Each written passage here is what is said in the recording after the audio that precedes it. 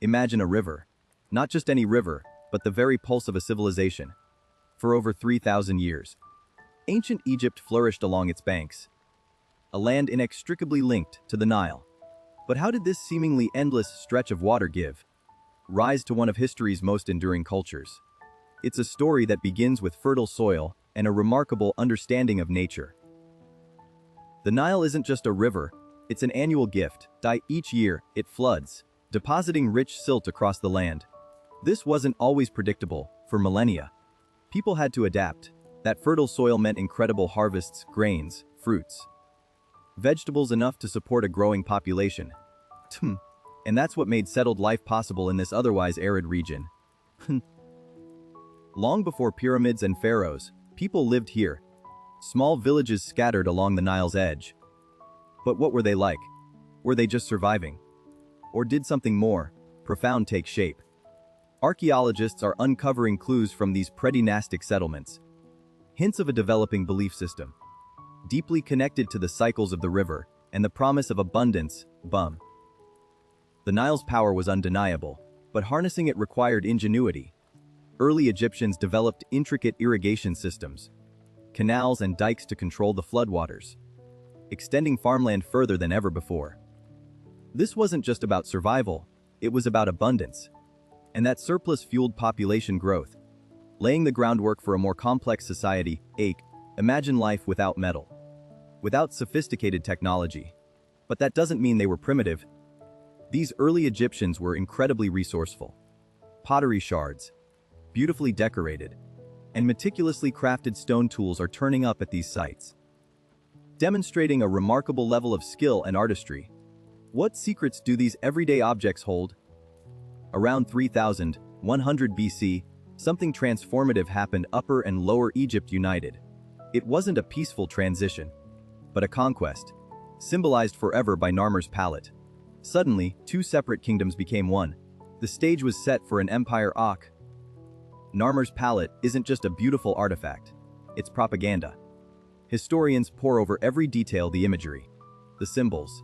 It's a carefully constructed narrative, declaring Narmer not merely a king, but a divinely appointed ruler, chosen by the gods to unite Egypt under his absolute authority. How did this single object shape Egyptian power? With unification came consolidation of power, and where better to establish that authority than in a new capital? Memphis emerged as the heart of this unified kingdom, a place for trade, administration, and religious worship. It became the symbol of Egypt's newfound strength. Communication is key to any empire, and early Egyptians developed a solution: hieroglyphs, initially used for record keeping, tracking grain stores, managing taxes. It soon evolved into something far more profound, a way to preserve their beliefs, their history, their very identity. But who could read these symbols? The ambition of Egypt's rulers knew no bounds. The construction began at Saqqara, the step pyramid of Djoser, a monument unlike anything seen before. It required an unimaginable level of organization, planning, quarrying stone, coordinating hundreds of workers. Could they possibly pull off such a monumental undertaking? So, what can we learn from Akhenaten's brief but intense reign? Perhaps it's a reminder that even the most powerful empires aren't immune to religious upheaval. Or maybe it's simply proof that history is rarely straightforward, full of unexpected twists and turns and buried cities waiting to be unearthed. But one thing remains clear: Egypt continues to surprise us.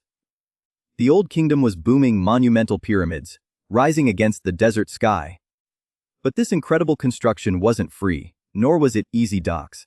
The pharaohs demanded ever more resources, stretching the land and its people thin. How could a system so reliant on forced labor possibly last? Then came the first intermediate period, a time of chaos. The central authority crumbled as local governors seized power, ignoring the pharaoh in Memphis. Famine spread when irrigation systems failed and trade routes were disrupted. It wasn't just political instability, it was societal collapse. The 11th dynasty, from Thebes, began to reassert royal power. Mentuhotep II is considered the founder. He unified Upper Egypt through military force. But conquering is one thing, rebuilding is another. How did Mentuhotep attempt to restore order? after decades of fragmentation. Mentuhotep's reign ushered in the Middle Kingdom, a period of renewed stability and prosperity. He focused on large-scale public works, not just rebuilding infrastructure, but also reasserting Egyptian control over Nubia. That meant securing valuable resources like gold and manpower. Even this golden age had its cracks. The 12th dynasty saw powerful nomarchs, regional governors, regaining influence. They weren't necessarily rebellious, but increasingly independent, weakening the pharaoh's direct control once again. Was Egypt destined to repeat this cycle?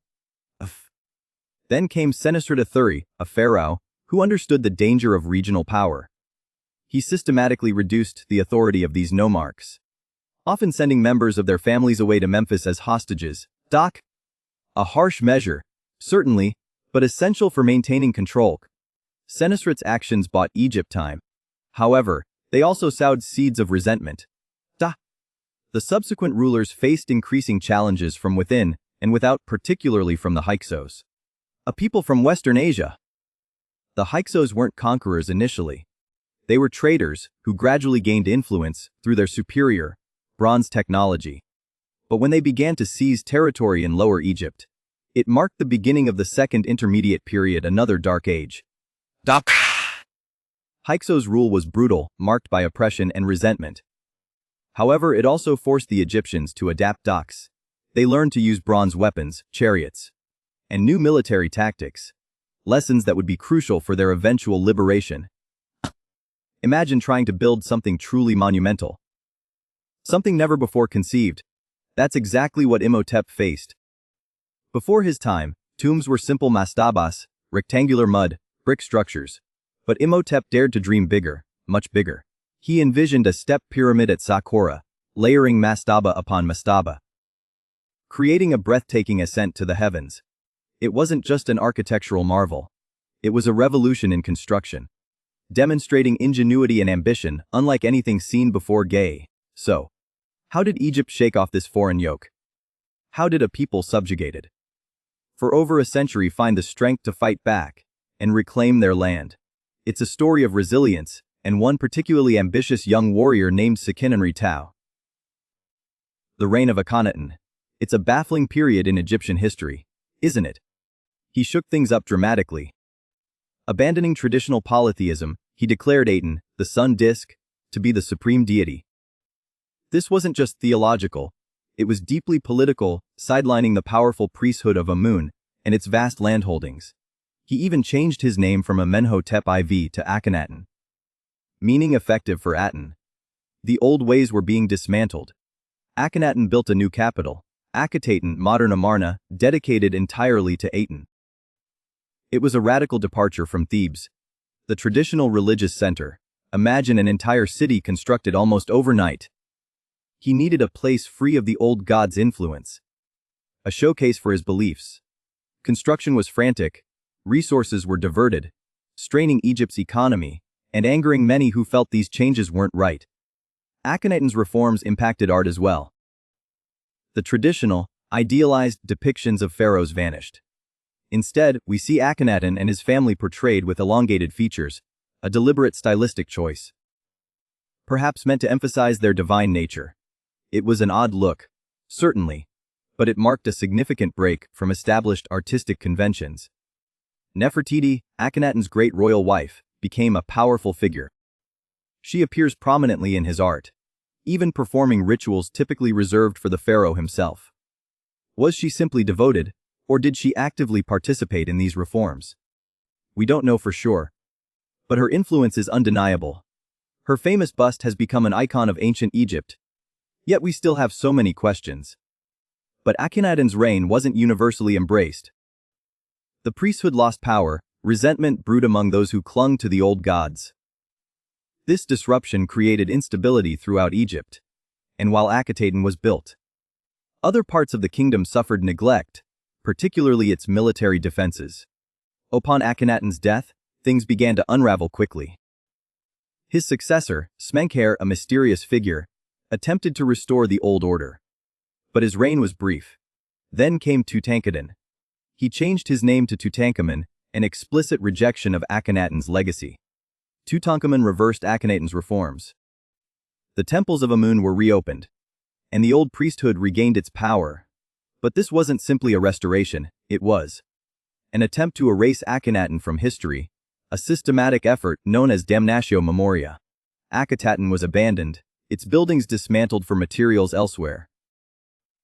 This wasn't just about erasing Akhenaten, it was also reclaiming resources poured into his failed experiment. The city slowly faded back into the desert sands, a haunting testament to ambition and the fragility of power. So, what legacy did Akhenaten leave behind? While his revolution ultimately failed, it challenges our understanding of ancient Egypt. He dared to question tradition and experiment with new forms of worship. However briefly, that's something remarkable.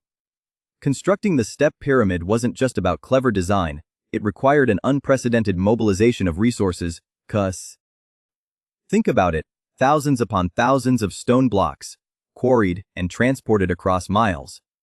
This undertaking simply couldn't happen without a highly organized society. It meant specialized labor, quarrymen, masons, engineers all reporting to a central authority. And that authority, the pharaoh, solidifying his power through control over the very building process. But what if Akhenaten's vision hadn't been so radical? What if his reforms had lasted? Could Egypt have become fundamentally different? It's a fascinating what if to ponder, isn't it? And one that reminds us just how complex and surprising ancient Egyptian history truly is. The reign of Akhenaten. It remains a period that baffles historians. Why did this pharaoh, formerly Amenhotep IV, decide to dismantle centuries of Egyptian religious tradition? He abandoned the pantheon of gods for the worship of Aten, the sun disk. It wasn't just about changing beliefs, he moved the entire capital city, a dramatic declaration of his new order. And a massive undertaking in itself. Akhetaten, meaning horizon of Aten, was built with unprecedented speed. Think about it, a brand new city from scratch, dedicated to a single god. It wasn't just temples. Akhenaten envisioned an entirely new urban landscape, reflecting his unique vision. But this radical shift came at a price, alienating the powerful priesthood and traditionalists throughout Egypt. Akhenaten's artistic style also broke with tradition. The idealized forms of previous pharaohs were replaced by elongated features and a softer aesthetic, almost unsettling to those accustomed to the established conventions. Some scholars believe this was a deliberate attempt to portray him as divine, others simply see it as an expression of his unique personality. Then came Tutankhaten. He inherited a kingdom deeply divided and economically strained. Akhenaten's religious reforms had disrupted trade routes and alienated vital allies. The new pharaoh faced an enormous challenge.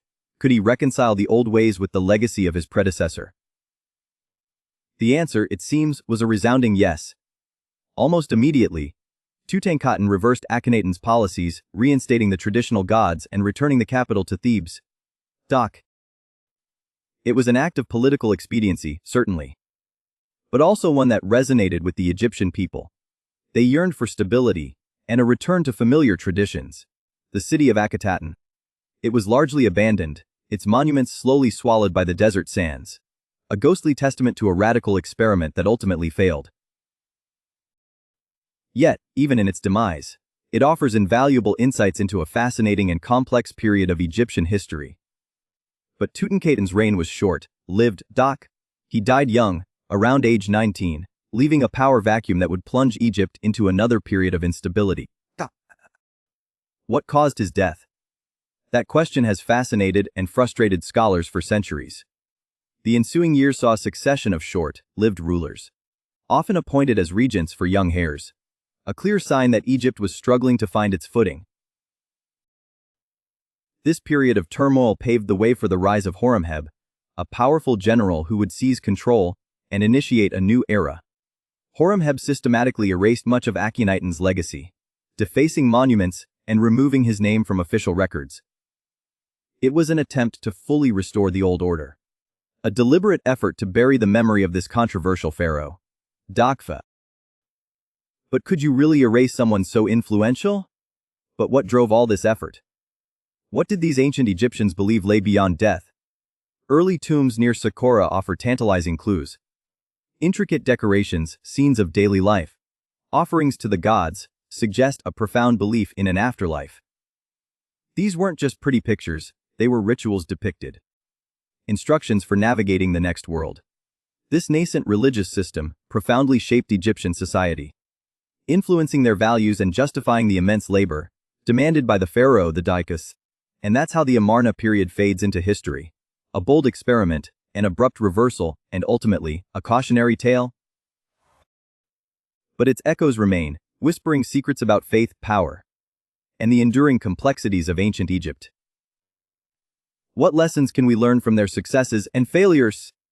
The reign of Akhenaten, it was truly radical. For centuries, Egypt revered Amun, a powerful god whose vast priesthood controlled immense wealth and influence. Then came Akhenaten, declaring that Aten, the sun disk, was supreme, effectively dismantling the old religion. He even changed his name to Akhenaten, effective for Aten Box. This wasn't simply a religious shift, it was a power grab.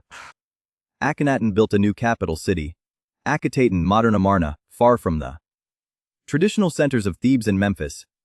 It was a deliberate break with the past off. He filled it with temples dedicated to Aten.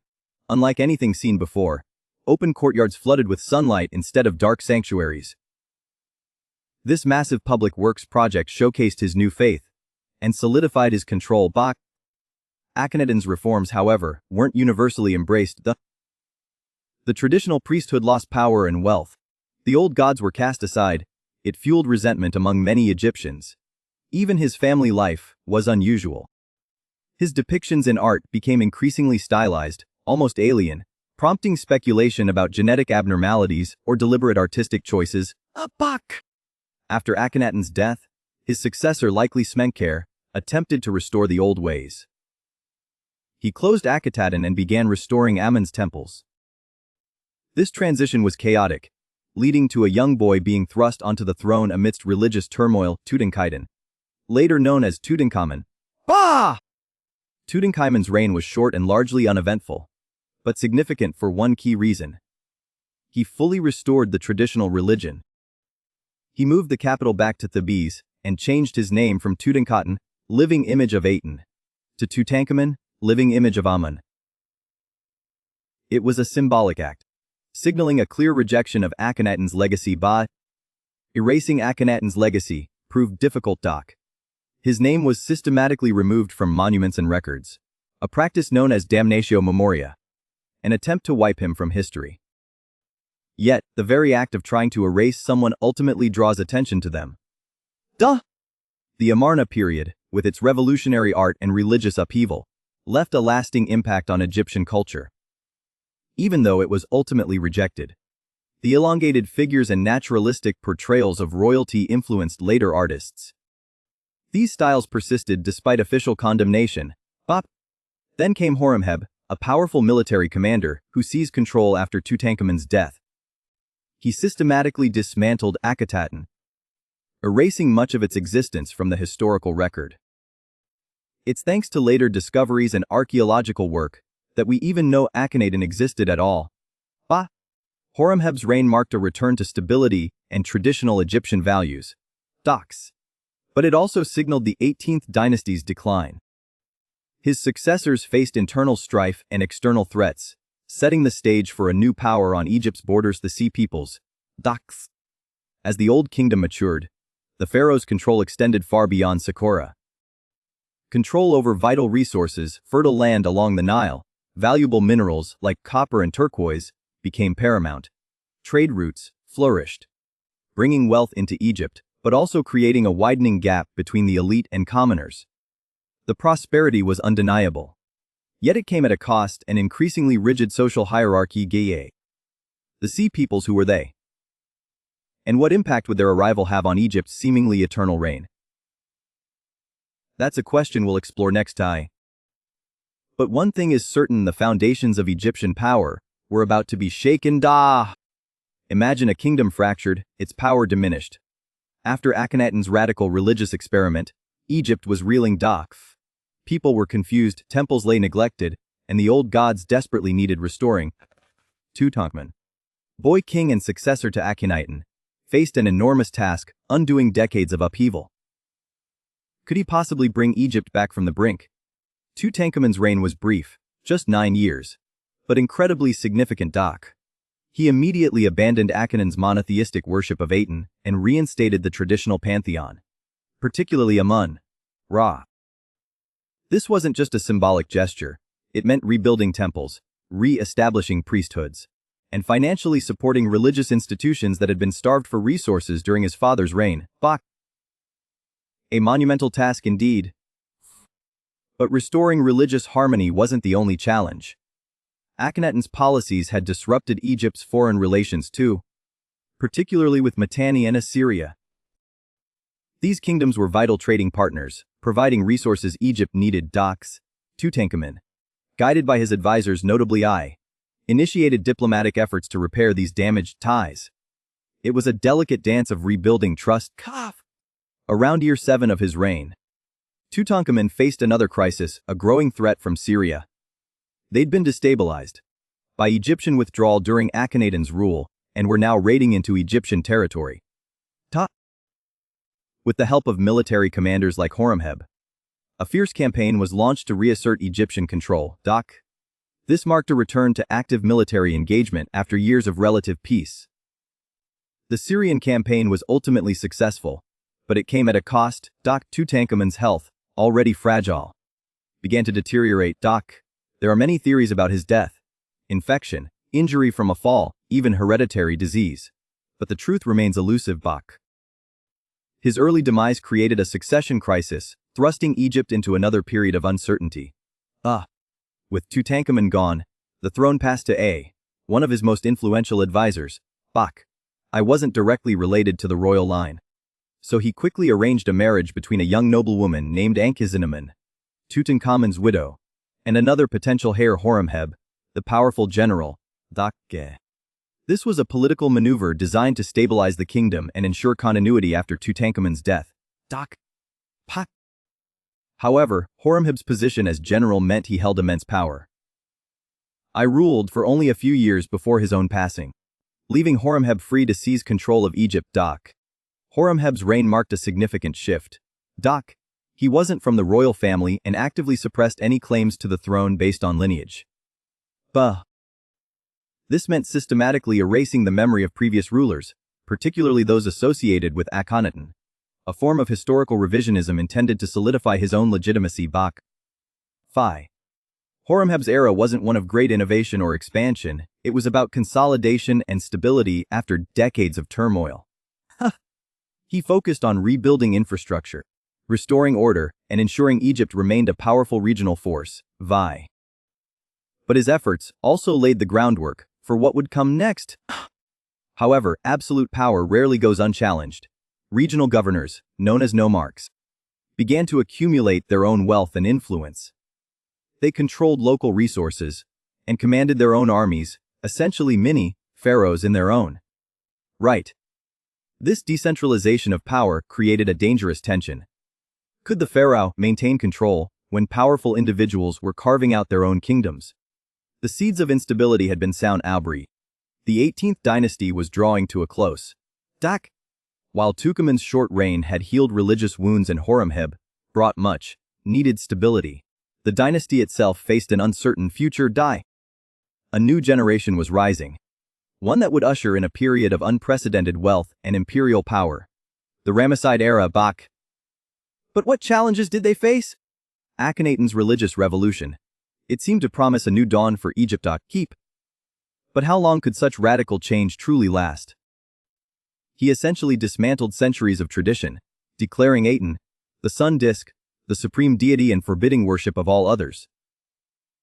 This upheaval shook Egyptian society. The powerful priesthoods lost their influence, and traditional artistic styles were discarded for a more naturalistic aesthetic. It was a gamble on an unprecedented scale. The capital moved to Akhenaten in modern Amarna, and everything was built anew in Aten's honor. Magnificent temples rose quickly. But this speed of construction came at a cost. Resources were diverted from other areas, creating resentment among those who held traditional beliefs. And foreign policy suffered too. diplomatic correspondence dwindled as Egypt isolated itself under Akhenaten's singular vision. Then, abruptly, it ended. Akhenaten died, some say prematurely, and his successor was Tutankhamun. Almost immediately, the boy king reversed course. The capital returned to Thebes, the old gods were reinstated, and Akhenaten, well, it was effectively erased from existence. It's almost as if someone wanted to pretend that Akhenaten's reign had never happened. Tutankhamun changed his name to Tutankhamun, a clear signal of his return to tradition. But the damage was done. Years of neglect and economic strain had weakened Egypt, leaving it vulnerable. The Hittite kingdoms in Anatolia were growing stronger, and they would soon test Egypt's resolve. Ramesses II, sometimes called Ramesses the Great, ascended to the throne, and he was determined to restore Egypt's power and prestige. He launched ambitious building projects. Magnificent temples at Karnak and Abu Simbel. Colossal statues of himself everywhere you looked. A clear message: Egypt was back. He also waged war, most famously against the Hittites. The Battle of Kadesh was a stalemate, both sides claimed victory. But it ultimately led to one of the earliest known peace treaties in history. Ramesses presented himself as victorious, but he recognized that prolonged conflict would only weaken both empires. This peace ushered in an era of unprecedented prosperity and stability. Ramesses ruled for an astonishing 66 years, the longest reign of any pharaoh in Egyptian history. He became a living legend, a symbol of Egypt's enduring strength. But even the mightiest empires eventually faced decline. The new kingdom gradually weakened. Successive rulers were less capable. Internal conflicts arose, and Egypt's control over its foreign territories began to slip. The once powerful army was stretched thin, defending borders against increasingly aggressive neighbors. The Sea Peoples, a mysterious confederation of raiders from the Mediterranean, attacked relentlessly. They were almost unstoppable, and Egypt found itself increasingly unable to repel their incursions. It was a slow bleed, eroding Egypt's power bit by bit. Then came the Great Pyramids of Giza, monuments that still inspire awe today. Their construction marked an unparalleled peak in Egyptian engineering. Imagine the sheer scale of this undertaking. Each pyramid required hundreds of thousands of workers, meticulously quarrying, transporting, and placing millions of stone blocks. It was a testament to both the pharaoh's ambition and the society's capacity for organization. And so, the new kingdom came to an end, a long and glorious era brought low by internal weakness and external pressures. Its legacy, its art, its architecture, its beliefs would endure for millennia, shaping civilizations across the world. What remained of Egypt's greatness? That's what we'll explore next. How did a kingdom so reliant on the Nile suddenly face devastating famine? The late period of Egypt, beginning around 664 BC, saw a slow decline. Political instability was widespread, power struggles between dynasties and ambitious generals weakened central authority. When the Nile's annual floods failed to arrive in full force, the consequences were catastrophic. No floodwaters meant no fertile silt, and no silt resulted in crop failure, leading to widespread starvation. The Sate dynasty, ruling from Memphis, attempted to address the crisis, but their resources were stretched thin.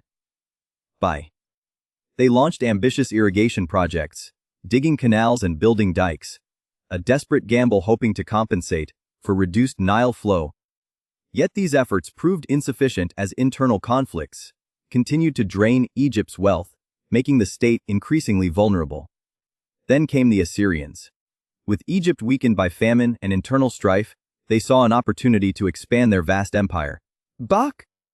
Pharaoh Necho II initially managed a stalemate, even defeating some Assyrian forces. But it was a temporary reprieve. Egypt's core strength simply wasn't there anymore. The writing was on the wall. Egypt's independence hung precariously in the balance.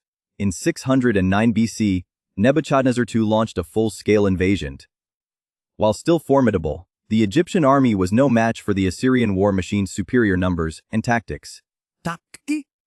Key cities fell quickly. Memphis itself was sacked, marking a humiliating defeat for Pharaoh Psamtik V.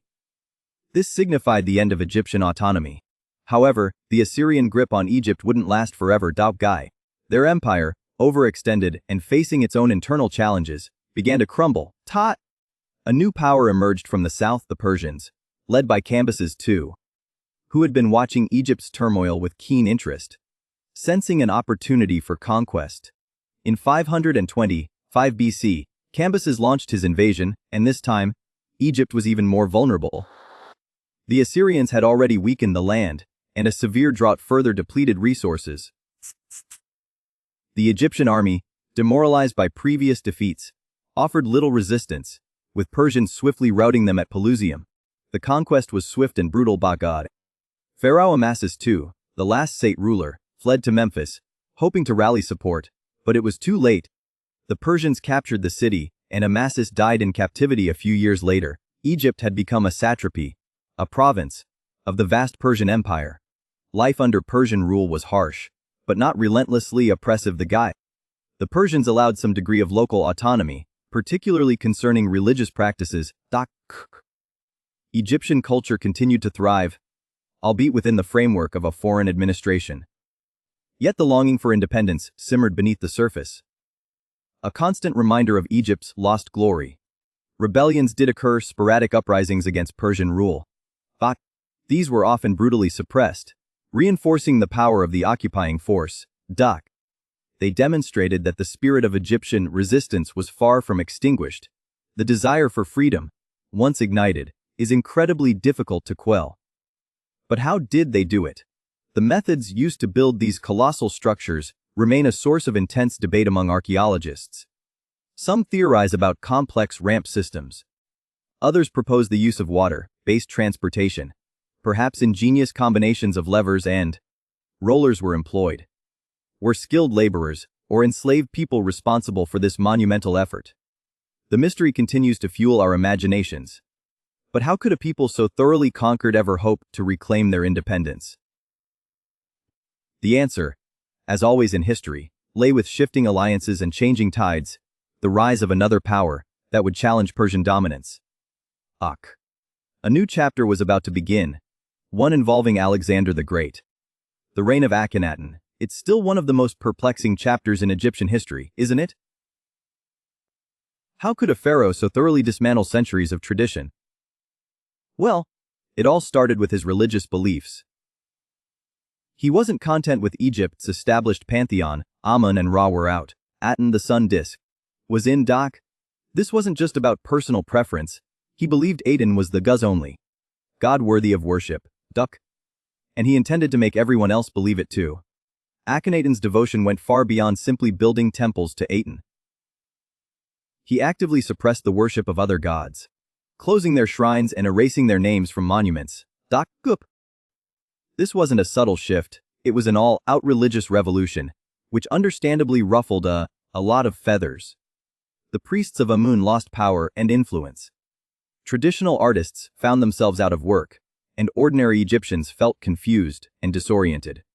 To solidify his new religion and distance himself from the old order, Akhenaten moved the capital, abruptly, from Thebes, the traditional religious center. He built a brand new city called Akhetaten, meaning horizon of Aten. It was designed to be a gleaming testament to his devotion. But this sudden relocation caused enormous disruption. People lost their homes. Businesses collapsed, and resentment simmered beneath the surface. Akhetaten was beautiful temples and palaces, dedicated to Aten rose quickly from the desert sands. But it lacked something crucial: infrastructure. It wasn't built for a thriving population. It was designed as a royal showcase. And that's when the problems really began. Food shortages became common. Disease spread easily, and dissatisfaction grew among those forced to relocate. Akhenaten's artistic style also reflected his radical beliefs. Traditional Egyptian art emphasized idealized beauty and stability. Akhenaten's artists, however, produced highly unusual portraits, elongated features, slender bodies, strangely feminine forms. While some see this as revolutionary, many Egyptians found it unsettling and grotesque, a departure from the familiar order. After about 17 years on the throne, Akhenaten died suddenly. The suddenness of his death only added to the mystery surrounding his reign. With no clear successor initially named, chaos threatened to erupt. Ultimately, it was a young boy, Tutankhaten, later Tutankhamun, who inherited the throne. Tutankhaten's ascension marked a turning point. Influenced by his advisors, most notably the powerful general Horemheb and the vizier I, he swiftly reversed Akhenaten's policies. Temples to Amun were restored, traditional artistic styles revived, and Akhenaten was abandoned. The city was systematically dismantled, its buildings razed, as if erasing Akhenaten's entire reign from history. Tutankhaten even changed his name to Tutankhamun, a clear signal that he was returning Egypt to its traditional religious practices. But just how much control did the young king truly have? It's likely those powerful figures, Horemheb and I, were pulling the strings behind the scenes, consolidating their own power as they dismantled Akhenaten's legacy. The erasure of Akhenaten's memory was remarkably thorough, almost as if he never existed. While we now know of his existence through archaeological discoveries, for centuries his name and deeds were lost to the sands of time. It's a stark reminder of how easily history can be rewritten or deliberately forgotten. The cost, however, was staggering. Feeding, housing, and equipping such a massive workforce placed an enormous strain on the Egyptian economy. Resources that could have been invested in agriculture or infrastructure were diverted to pyramid construction. This financial burden began to weaken central control and fuel discontent among those not directly involved in the project, a dangerous cycle. So, was Akhenaten a visionary reformer or a heretical madman? The debate continues to rage even today. But one thing is certain, his brief and radical reign left an undeniable mark on ancient Egypt, forever changing the course of its history. What else did he leave behind that we're only now beginning to understand? Imagine a kingdom fractured, its power waning. After Akhenaten's radical religious reforms, Egypt was deeply divided. When Tutankhamun died young mysteriously, so it left a vacuum. How would they pull themselves back from the brink? His successor, ruled briefly as a regent before ushering in the final pharaoh of the 18th dynasty, Horemheb. He wasn't royalty, he was a military man. Horemheb's priority? Stability above all else. He systematically dismantled Akhenaten's legacy, erasing his name from monuments and restoring the old gods. It was a deliberate act of political cleansing, meant to unify the country under traditional beliefs. But it also created resentment among those who still remembered Aten's brief reign. Could he truly heal these deep wounds? To consolidate his power, Horemheb appointed Ramesses I as his successor, a man who wasn't of royal blood either. This was a strategic move, designed to ensure loyalty and avoid the complications of dynastic claims. It created the 19th dynasty, marking a shift in Egyptian leadership. But this new dynasty would be defined by one thing: monumental construction. Ramesses Siku, often called Ramesses the Great, inherited Horemheb's ambition and an Egypt hungry for grandeur. He launched a building program unlike anything seen before, dedicated to showcasing his power and securing his place in history. But how far would he go? What price would Egypt pay for this relentless pursuit of immortality? Abu Simbel, the Ramesseum Karnak, expanded to unimaginable size. Each temple was a testament to his might, adorned with colossal statues of himself and scenes glorifying his victories. He even had his own city built, Ramesses, a sprawling coastal hub designed to control trade routes. Yet, maintaining such an empire demanded constant warfare. Ramesses faced numerous campaigns throughout his long reign against the Hittites in Kadesh, against Nubia to the south. He fought fiercely and often with impressive success.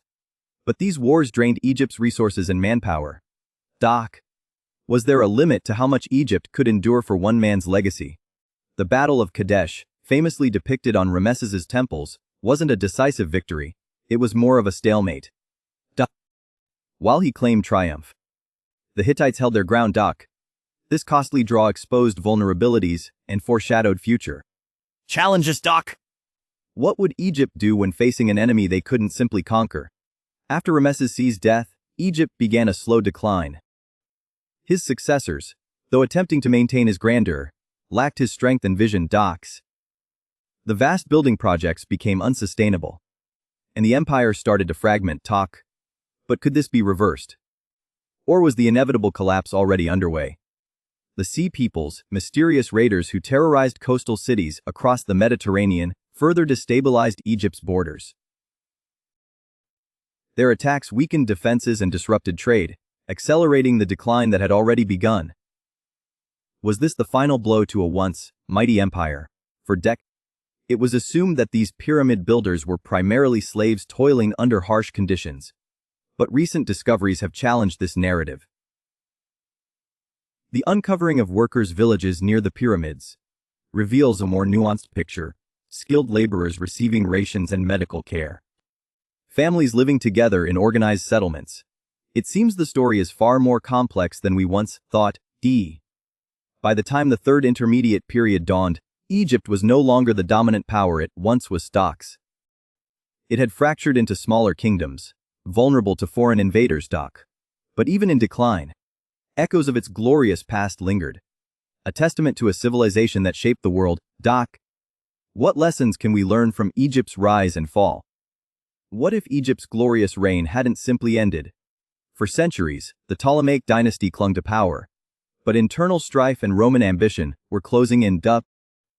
Cleopatra Few, the last active ruler, desperately sought to preserve her kingdom and her legacy.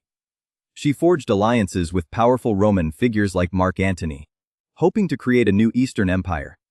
But Rome wasn't interested in sharing its dominance. The stage was set for a final, tragic act. The Battle of Actium. It was devastating. Antony's fleet, combined with Cleopatra's ships, faced Octavian's superior Roman navy. It wasn't just a military defeat, it signaled the death knell for Egyptian independence. Seeing the battle turn against them, Cleopatra fled back to Egypt, and Antony followed. Rumors swirled: was she planning another diplomatic gambit, or something more desperate? The end came swiftly. Antony, believing Cleopatra had died by suicide, fell upon his own sword.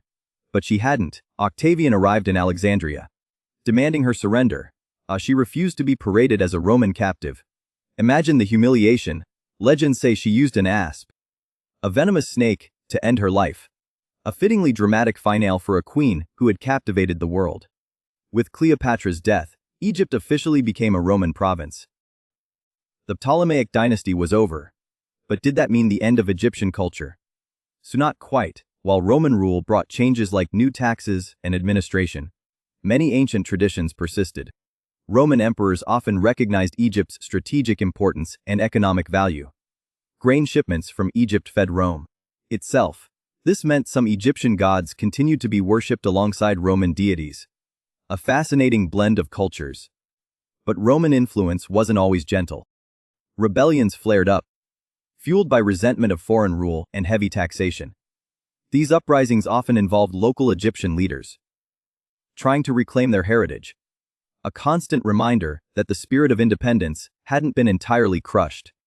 Then came Christianity. It arrived in Egypt early, spreading amongst both Egyptians and Roman settlers. Over time, it gradually replaced the traditional Egyptian religion. Temples were abandoned, gods forgotten. The shift wasn't immediate, but its impact would be profound. Byzantine rule followed Roman control, bringing further changes to Egypt's cultural landscape. Alexandria remained a vital center of learning and Christianity, a beacon for scholars and pilgrims alike. But the empire itself was weakening. New threats loomed on the horizon. The Arab conquest in 641 AD marked another turning point, a new era for Egypt tech. Islamic armies swept through North Africa, bringing a new language, new religion, and a new political order. How did the ancient Egyptian civilization truly adapt to this latest wave of change? Ultimately, the weight of all these factors, political tensions, economic strain, and environmental challenges like prolonged drought, proved too much for the Old Kingdom to bear. The pharaoh's authority crumbled, regional governors seized power, and Egypt plunged into a period of chaos known as the First Intermediate Period. It was a dramatic fall from grace, leaving behind magnificent monuments, but also a stark warning about the fragility of even the most powerful empires. So, what's the legacy? Egypt didn't simply disappear under foreign rule, It transformed, absorbing and adapting to each new influence, from Ptolemaic queens to Roman emperors, Byzantine scholars to Arab conquerors. The echoes of ancient Egypt resonate through history. A testament to a civilization that continues to fascinate us today. But what truly endures after all this time?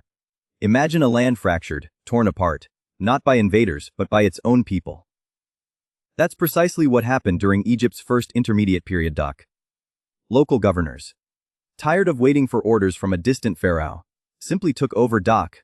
Suddenly, instead of one unified kingdom, rival territories squabbled for power. Was this the end of ancient Egypt as they knew it? Warfare became commonplace, and the once orderly flow of life ground to a halt. With no strong pharaoh calling the shots, Egypt's economy suffered terribly. Trade routes that brought wealth and resources were disrupted by constant conflict. Farmers couldn't reliably plant their crops, bandits roamed freely, stealing what little they had, which meant food became scarce. Prices skyrocketed, and people struggled just to survive. It was a downward spiral, fragmentation leading directly to economic ruin. But even in these dark times, voices emerged that questioned the chaos. Stories began to circulate. Not heroic tales of conquering kings, but cautionary fables about deceit and corruption. Why were people suffering? Where had their rulers gone wrong? These literary works reflected a deep sense of disillusionment. An honest, painful look at what Egypt had become. How could a society recover from such profound mistrust? Then, from Thebes, a beacon of hope appeared: Mentuhotep V. He was a powerful ruler who recognized Egypt's desperate need for unity. Through shrewd diplomacy and military strength, he slowly but surely began to reassert control. And finally, after decades of division, he reunited the two lands, marking the beginning of the Middle Kingdom. Could this new era truly bring peace? The Middle Kingdom wasn't about conquest, it was about rebuilding and prosperity. Trade flourished once more, reaching far beyond Egypt's borders. Artistic production exploded. Tombs were decorated with vibrant scenes, statues crafted with incredible skill. But this time, the focus remained firmly on internal development. How would they ensure lasting stability? Literature blossomed too, reflecting Egypt's renewed sense of purpose. The stories like The Tale of Sinna captivated audiences, tales of exile and loyalty that explored what it truly meant to be an Egyptian. These stories weren't just entertainment, they were a way to reinforce societal values, reminding everyone of their shared heritage. What does it mean to belong? But peace wasn't guaranteed. Egypt's borders were vulnerable, and threats loomed from beyond. Recognizing this danger, rulers began constructing a series of imposing fortresses along their frontiers. Fortified outposts designed to repel any invaders. They knew defense had to be a priority. But who was watching the watchers? Then came a devastating blow: the Hyksos. These warriors from Asia swept into Egypt with superior weaponry, particularly those terrifying new machines called chariots. They quickly conquered Lower Egypt, plunging the land back into turmoil. This wasn't just another border skirmish. It was a full-scale invasion that would reshape Egyptian history forever. Hyksos' rule was harsh and unforgiving. They imposed heavy taxes on the Egyptian people and largely excluded them from any position of power or government. Resentment simmered beneath the surface, a quiet fury building against their foreign overlords. How long could they keep a nation suppressed? But even under oppression, hope never truly dies.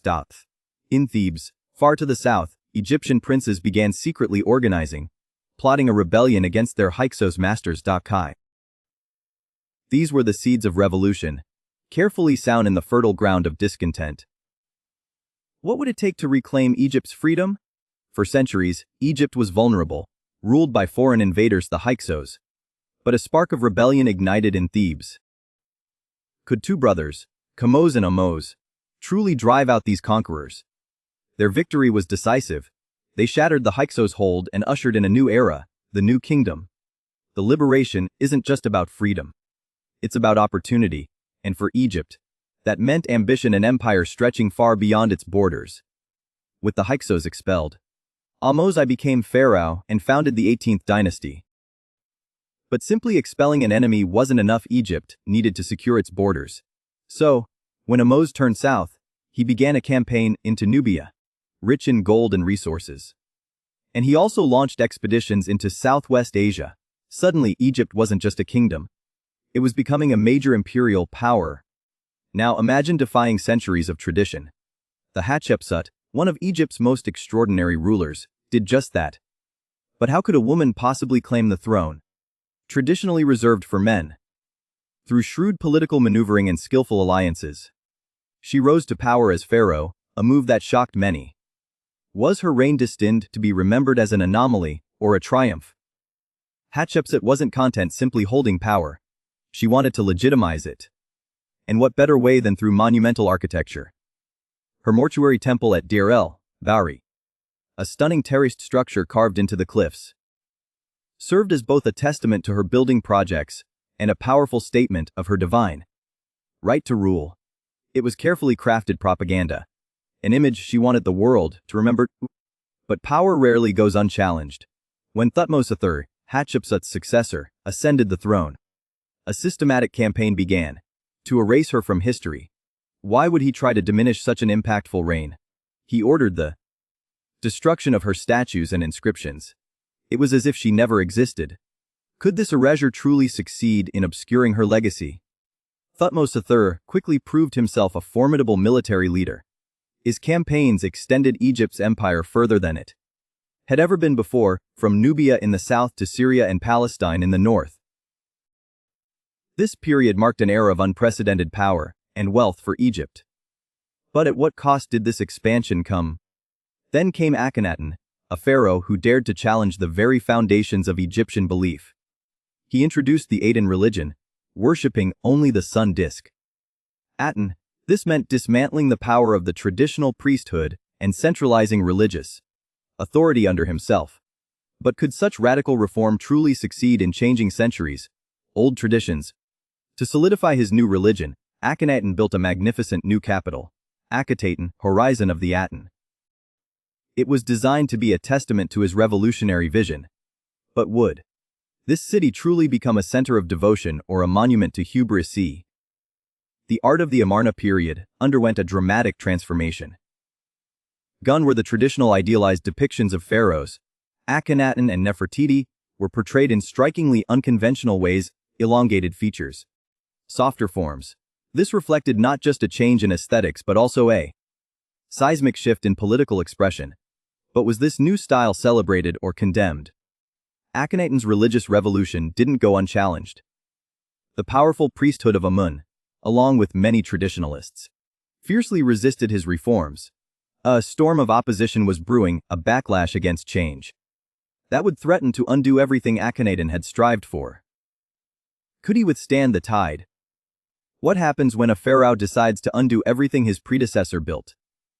After Akhenaten's radical religious reforms, Egypt was deeply divided. But when Tutankhamun took the throne, he reversed course entirely, restoring traditional worship of Amun, dismantling Akhenaten's temples, and moving the capital back to Thebes. Imagine stumbling upon a lost king's tomb, untouched for over 3,000 years. That's exactly what happened in 1922, when Howard Carter and his team unearthed the tomb of Tutankhamun. It was an unprecedented discovery, revealing not just golden treasures, but also incredible insights into royal burial practices during the New Kingdom. But what secrets did these elaborate tombs truly hold? The Valley of the Kings became more than just a burial ground. It transformed into an archaeological goldmine. Each newly discovered tomb, Ramses, Seti, Horemheb, offered clues about the lives and deaths of Egypt's rulers. How does one leave such a lasting mark on history? Ramesses Siva, arguably the most famous pharaoh of all, ruled for an astonishing 67 years. He was a builder, a warrior, and a master of propaganda. His reign became synonymous with grandeur. Monumental temples like Abu Simbel and Ramesseum were built to showcase his power and solidify his legacy, defining what we consider Egypt's golden age. But military might isn't always enough. The Battle of Kadesh, fought between Ramesses II and the Hittites, was a clash of empires. While Ramesses portrayed it as a resounding victory in Egypt, the reality was far more complex. It was a brutal stalemate, neither side could truly claim triumph, demonstrating that even the mightiest armies can be brought to a standstill. 2. What if enemies could become allies? Following years of conflict, Egypt and the Hittites did something remarkable. They signed a peace treaty. This wasn't just a ceasefire, it was an unprecedented agreement. A formal recognition of mutual respect and cooperation. How do you ensure your name echoes through millennia? Ramesses Sicular's colossal statues at Abu Simbel were more than just monuments, they were a deliberate act of self-promotion. Carved directly into the cliff face. These towering figures served as a constant reminder of his power and divine status, a lasting testament to his ambition that continues to awe visitors today. But even empires built on strength can crumble from within. Internal power struggles and constant wars began to drain Egypt's resources. The once unwavering authority of the pharaohs started to weaken, and the vast empire slowly began its decline. Cracks were appearing in the foundations of a seemingly invincible kingdom. Then came an invasion that would shake the ancient world. Who were these mysterious sea peoples? And what devastation did they bring? They swept across the Mediterranean, raiding coastal cities and striking Egypt with terrifying force, a catastrophic event that plunged the region into chaos and uncertainty. Victory came at a steep price. Ramesses III managed to repel the sea peoples, saving Egypt from complete destruction. But the damage was done, the economy was shattered, resources were depleted, and the empire never fully recovered. Though he won the battle, he couldn't restore what had been lost, a bittersweet triumph that marked the beginning of a new era.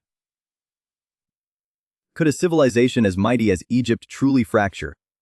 After centuries of unified rule, the Third Intermediate Period brought that very division.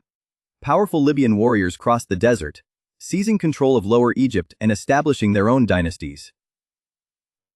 This wasn't simply a change in leadership, it meant the kingdom was split: Upper and Lower Egypt, operating separately, each vying for power. The once unbreakable chain of pharaohs had broken, ushering in an era of instability and conflict. Imagine an invasion not from familiar foes, but from far to the south. Suddenly, Nubian kings crossed the border and seized control of Egypt. This wasn't a raid, it was conquest. These conquerors became pharaohs themselves, ruling from the traditional Egyptian throne. It's one of the most unique chapters in Egyptian history, a foreign power holding sway over the land of the Nile. But their reign proved brief, and Egypt would soon yearn for familiar leadership. But could Egypt ever truly return to its former glory? Around 664 BC, a new dynasty arose, the Sate dynasty. They weren't Libyan or Nubian, they were Egyptian rulers, determined to reunite the fractured kingdom, and against all odds, they succeeded. This marked a turning point. A glimmer of hope returning to a land shrouded in division. Could this be the beginning of another golden age? The Sate rulers were ambitious, eager to restore Egypt's standing in the world. They poured resources into massive building projects, temples dedicated to ancient gods, and grand monuments meant to inspire awe. And they launched military campaigns, aiming to reclaim lost territories and project power beyond Egypt's borders. This wasn't just about rebuilding. It was a conscious effort to recapture the grandeur of the pharaohs of old. But how long could this resurgence last? In 525 BC, the tide turned once more. Powerful Persian forces swept across the Sinai Peninsula and into Egypt itself, crushing the Sate armies. The dynasty fell swiftly, ending a period of renewed prosperity, and leaving Egypt vulnerable to foreign rule again. What would become of this ancient land? Though conquered, Egypt wasn't entirely subdued. Sporadic acts of resistance flared up across the land, guerrilla warfare against Persian garrisons and secret societies plotting rebellion. It was a constant struggle. A simmering defiance that refused to be extinguished despite the seemingly insurmountable power of their occupiers. But could these small flames ever ignite a larger revolution?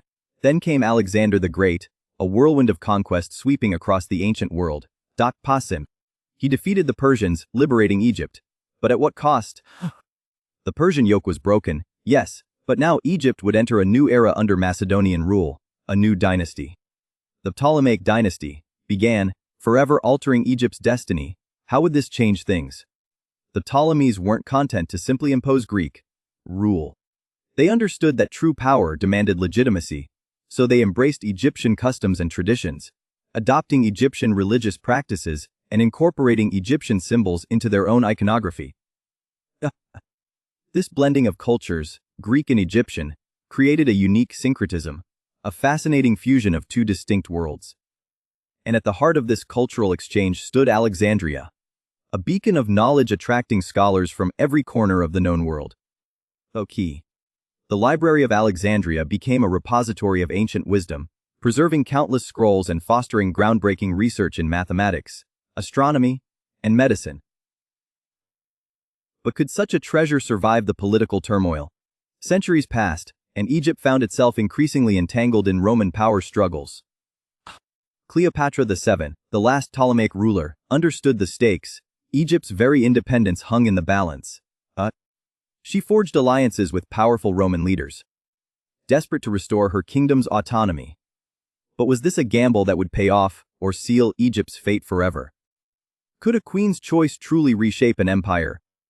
At Actium, Cleopatra's fleet faced Octavian's might. The battle was decisive, a crushing Roman victory. With her dreams of restoring Ptolemaic power shattered, she chose death rather than surrender. Egypt, after centuries as a vibrant independent kingdom, became just another province within the vast Roman Empire. An era, rich with pharaohs and pyramids, had definitively come to an end. What does an empire need to truly thrive? Rome, constantly hungry for resources, quickly recognized Egypt's value. The Nile's fertile valley produced staggering harvests, grain that fed the sprawling Roman population and its armies. This made Egypt a vital linchpin of the empire's economy and, crucially, influenced Roman politics. Governors were appointed based on their ability to keep the grain flowing, creating a delicate balance of power. But how does faith shift the very foundations of a culture? As Roman rule tightened, something new was taking root: Christianity. It spread among Egyptians, both Greek and native alike, offering a different path to salvation than the traditional gods of the Nile. This growing Christian population began to question, then reject, the ancient beliefs that had shaped Egypt for millennia. The old ways were slowly fading. Was there room for both old and new? Surprisingly, early Roman emperors often showed respect, even admiration, for Egyptian deities. Temples dedicated to Isis, Serapis, and others were built or renovated, demonstrating a degree of cultural tolerance. It was an attempt at syncretism, blending Roman beliefs with those of conquered peoples. A strategy designed to integrate Egypt into the empire more smoothly. Yet, can any compromise truly last? As Christianity's influence grew stronger, it increasingly clashed with Egypt's ancient traditions. Christian leaders viewed pagan practices as heresy and actively campaigned against them. Roman emperors, influenced by this rising tide of religious fervor, began to enforce restrictions. Temples were shut down, their priests silenced, the voices of millennia slowly being extinguished. But even in decline, can something new take root?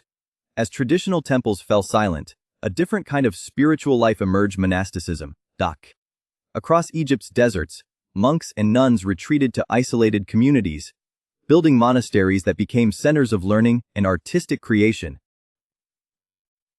These weren't just places of worship, they preserved knowledge and fostered intellectual growth in a rapidly changing world. How does a single conquest rewrite history? The 7th century brought another profound shift: the Arab conquest of Egypt. This wasn't just a change in rulers. It marked the definitive end of ancient Egyptian civilization, as it had been known for thousands of years. Everything was about to change, again. What happens when a new culture truly dominates? Under Islamic rule, Egypt's cultural and religious landscape was irrevocably transformed. Arabic became the dominant language, slowly replacing Coptic. Islam spread rapidly, becoming the prevailing religion and reshaping Egyptian society from its foundations. The echoes of pharaohs began to fade into legend. But can anything truly vanish completely? Though empires rose and fell, religions changed, and languages shifted, Egypt's legacy endures. The pyramids still stand, silent witnesses to millennia of history. God. Their grandeur continues to inspire awe and wonder across cultures, reminding us of a civilization unlike any other. And what new stories might they reveal? Even now, archaeologists tirelessly excavate ancient sites, uncovering fresh clues about life in ancient Egypt. Every discovery challenges and refines our understanding of this incredible civilization. It's a constant process of reinterpretation that ensures the past remains vibrant and alive. The pyramids, they're more than just massive piles of stone, aren't they? They stand as a testament to the sheer ambition of ancient Egypt. But how did people even begin to conceive of such structures? For millennia, these colossal monuments have captivated imaginations and defied easy explanation. They represent incredible engineering feats and a deep-seated belief in the afterlife and the power of the pharaohs, a legacy etched in stone. Visible across continents, what stories do they still hold?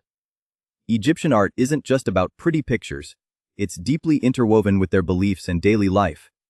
From hieroglyphs to colossal statues, they developed a distinctive style that resonated across cultures, even influencing later artistic movements in Greece and Rome. Consider the stylized poses. The symbolic colors, these weren't arbitrary choices.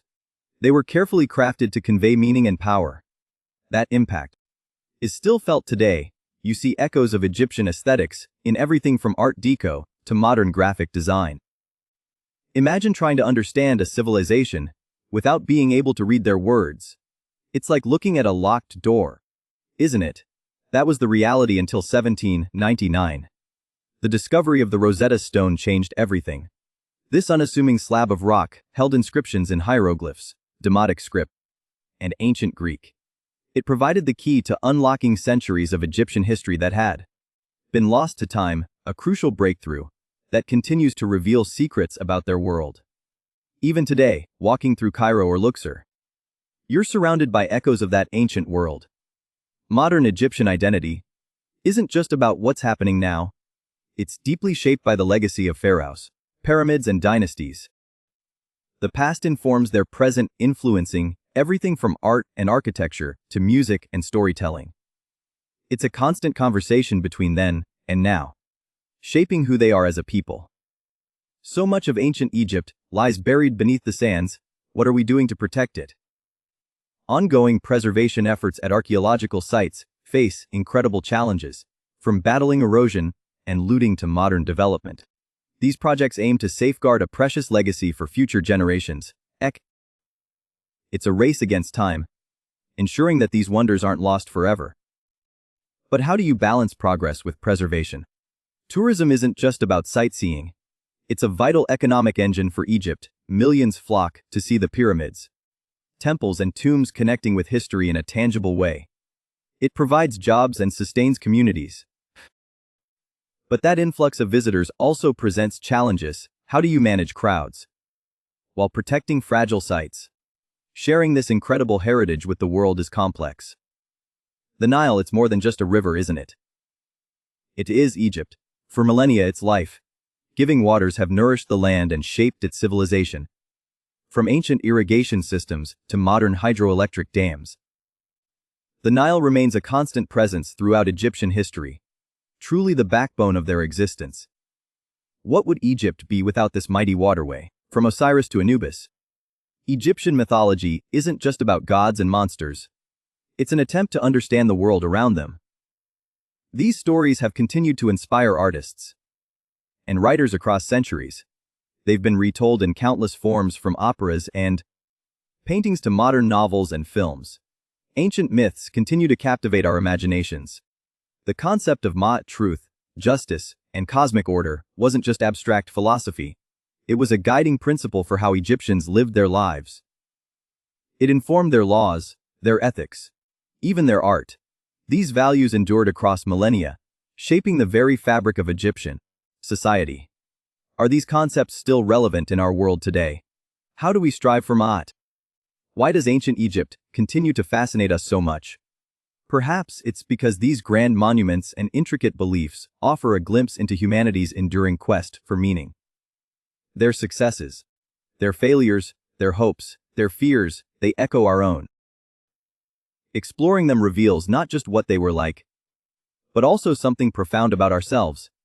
Doesn't that make you wonder? The reign of Akhenaten. It's a fascinating puzzle in Egyptian history. He shook things up dramatically, sidelining familiar gods to elevate Aten, the sun disk Bak. Then, he moved the entire capital to the new city of Akhetaten, modern Amarna, abandoning Thebes. Why this radical shift? Scholars debate it. But it seems Akhenaten was driven by a desire to bring Egypt closer to Aten through sweeping reforms. Bak. Akhetaten was unlike anything Egypt had seen before. It wasn't built on ancient traditions or sacred sites, but envisioned as a city of open spaces and sun-drenched palaces dedicated to Aten worship. Building this new capital required massive resources, diverting workers and disrupting the empire, and the traditional priesthoods. They resented being sidelined, and resentment simmered just below the surface. Akhenaten's revolution wasn't solely theological, it was deeply political. By dismantling the power of the priesthood, he eliminated a significant source of opposition. However, this alienated powerful families and officials who had benefited from the old order. And they wouldn't forget. Then there's Nefertiti, Akhenaten's influential wife. She wasn't just a queen, she actively participated in religious ceremonies and appeared alongside him in official depictions. Her iconic bust, discovered decades later, suggests incredible confidence and influence. But what was her true role in this transformation? Was she a co-conspirator or simply swept along by his ambitions? Akhenaten died relatively young, around year 13 of his reign. The circumstances remain unclear: disease, accident, or something more sinister. Whatever the cause, his sudden demise plunged Egypt into instability. Without him, the Amarna religion couldn't survive. Immediately after Akhenaten's death, his successors quickly tried to erase him from history. His name was chipped off monuments, and Akhetaten, that gleaming city of Aten, was abandoned and left to crumble into the desert sands. It was a systematic effort to undo everything he had achieved. Tutankhaten, later Tutankhamun, ascended to the throne as just a boy. Under advisors' influence, he reversed Akhenaten's reforms and restored the traditional pantheon. He also moved the capital back to Thebes, signaling a return to old ways. Powerful priests were eager to regain their lost status. Erasing Akhenaten's legacy proved difficult. Though monuments were defaced, fragments of his beliefs lingered. While Tutankhamun tried to return Egypt to its former glory, the seeds of change had already been sown. The Amarna period left an indelible mark on Egyptian art and religion. The discovery of Akhetaten in 1898 by William Matthew Flinders Petrie was a pivotal moment. Suddenly, this lost city and the reign of Akhenaten himself were brought back to life. Excavations revealed incredible insights into his artistic style and religious beliefs, forcing historians to re-evaluate everything they thought they knew. So, was Akhenaten a visionary or a fanatic? A revolutionary leader or an isolated eccentric? The answer remains elusive, but his reign continues to fascinate us. Doesn't it just show how much we still have to learn? Imagine a pharaoh deciding to build not just one pyramid, but an entire city. That's precisely what Akhenaten did. Around 1350 BC, he abandoned Thebes, the traditional religious center, and founded Akhetaten, modern-day Amarna. He dedicated it to Aten, the sun disk, his chosen deity. This wasn't just a relocation. It was a radical shift in Egyptian religion, moving away from centuries of polytheism toward what some scholars call monolatry, worshipping one god while acknowledging others exist. Naturally, this didn't sit well with everyone. Akhenaten's reign wasn't just about bricks and mortar. It was a cultural revolution. He promoted a new artistic style, far less formal than traditional Egyptian art. Imagine figures with elongated features, softer lines, and more naturalistic poses. A stark contrast to the rigid conventions of the past. It felt different. Many saw it as heretical, a rejection of their heritage. And such drastic changes rarely happen without resistance. But Akhenaten didn't live forever. After just 17 years he died, leaving a power vacuum and a city built on shaky foundations. His successor, Tutankhaten, later changed to Tutankhamun, did what many expected. He dismantled Akhetaten. He moved the capital back to Thebes, restoring the old gods and traditional practices. It was like nothing ever happened, almost. The city was systematically abandoned, buildings were torn down and their stones reused for other projects. Akhetaten slowly disappeared from memory. Or so it seemed, ironically. This destruction preserved its secrets. Buried under the sands, the ruins remained largely untouched for millennia, waiting to be rediscovered. Then, in 1898, a German archaeological team, led by Flinders Petrie, began excavating the site. Imagine their surprise when they uncovered what was once thought to be a myth, Akhenaten's city. Remarkably well preserved beneath the desert sands. It was like stepping back in time. A snapshot of a very unusual period in Egyptian history. The discovery wasn't just about architecture. It was a treasure trove of information. Thousands of documents, letters, and administrative records were found, offering an unprecedented glimpse into the daily life and politics of Akhenaten's reign. Suddenly, we could hear their voices across the centuries, or at least read their correspondence! But Akhenaten's religious reforms weren't entirely unique. They echoed earlier attempts to centralize Egyptian worship. The heresy wasn't necessarily new, just aggressively implemented, and then violently reversed. It also demonstrates a fascinating pattern: periods of intense innovation, often followed by equally forceful returns to tradition. What about Akhenaten himself? Was he a visionary reformer or a power-hungry fanatic? The truth is likely somewhere in between. He was clearly deeply committed to Aten, but his methods were disruptive and ultimately unsustainable. A lesson for any ruler who tries to force sweeping change. The rediscovery of Akhetaten wasn't just an archaeological triumph. It forced historians to re-evaluate everything they thought they knew about ancient Egypt. It revealed the complexities and contradictions within a civilization often portrayed as monolithic and unchanging. A civilization capable of radical innovation. Even if that innovation was short-lived,